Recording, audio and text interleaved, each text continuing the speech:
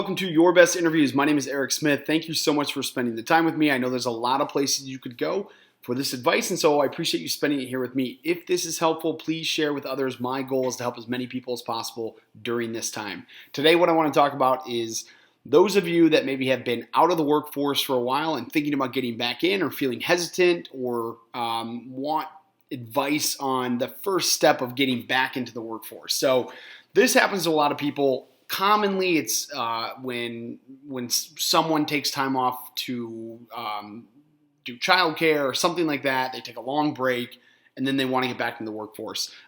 There can be other issues that pull people out of the workforce for an extended period of time where they want to return. My biggest piece of advice on this is have confidence. I know it's scary or it's daunting if you've been out of the workforce for a while and you want to jump back in. How do you explain that work history gap? My thought process is be really confident, right? You have a specific skill set. Maybe you worked before, maybe you didn't, but you still have very specific skill sets that you can lead or lead into a company and kind of lean on as a huge strength for you. And so what I would recommend is if this is you, you're in this position, start looking at things that you want to apply for, get your resume together, polish it up the best that you can. There's a lot of different resources online that actually can help you brush up your resume if you've been at home, out of work for a while, that touches on, again, some of those things that you're really strong at.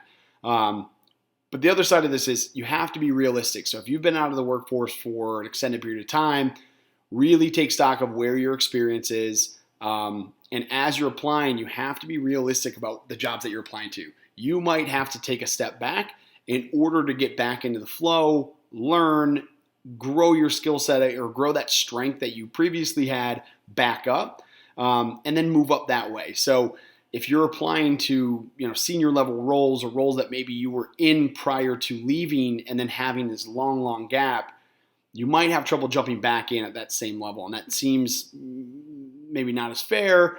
However, you haven't been doing that role for a while, and so it's not something that you should expect that you're going to jump right back in at that same level. So have the right expectations going in, but then do your homework. Apply to a lot of jobs that fit what you're looking for with your skill set, and then from there, my recommendation would be to follow up, do even more homework, understand the company that is hiring for that role, look up that role on LinkedIn, find out who that hiring manager might be, send them a message. Hey, I applied for this role. I know I'm a more unique candidate based on my experience and maybe work history gap, but I would love to talk with you. I think I can add a lot of value.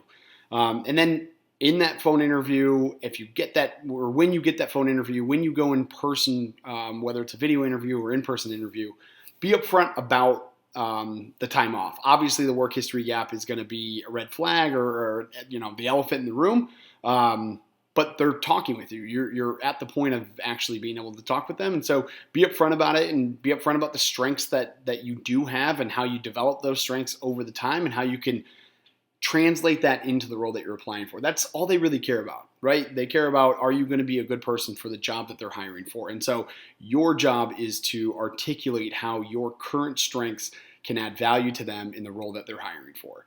And that's it. And it's a numbers game. You have to understand that if you're applying to, only a handful of jobs, you might hear a handful of no's, right? And so don't be discouraged by that. It is a numbers game. Keep applying. There are a lot of companies out there that are hiring people with no experience. So forget the work history gap, hiring people with no experience. So set your expectations correctly, do your homework, and apply broadly. Cast a very wide net. And then when you get that interview, be upfront, talk about your skill set and how it can directly impact them in the role that they're hiring for. Good luck.